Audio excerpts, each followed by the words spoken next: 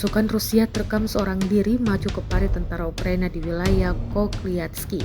Usai lebih dekat ke pusat parit yang dihuni tentara Ukraina, pasukan Rusia dengan berani beraksi.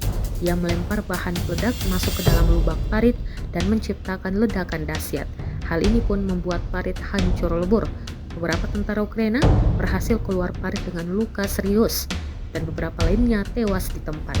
Rekamannya beredar di Telegram pada Sabtu 23 November 2024.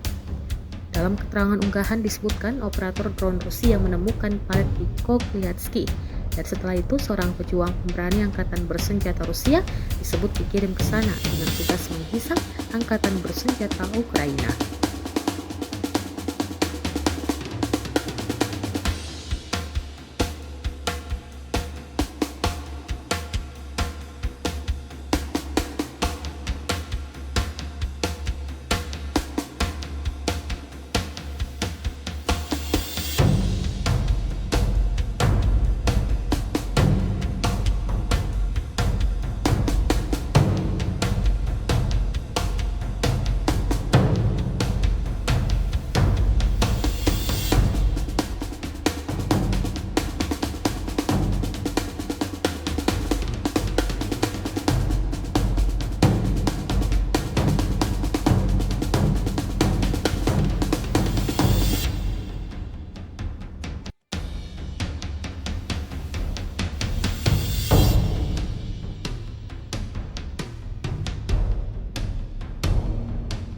Download Tribun X sekarang, menghadirkan lokal menjadi Indonesia.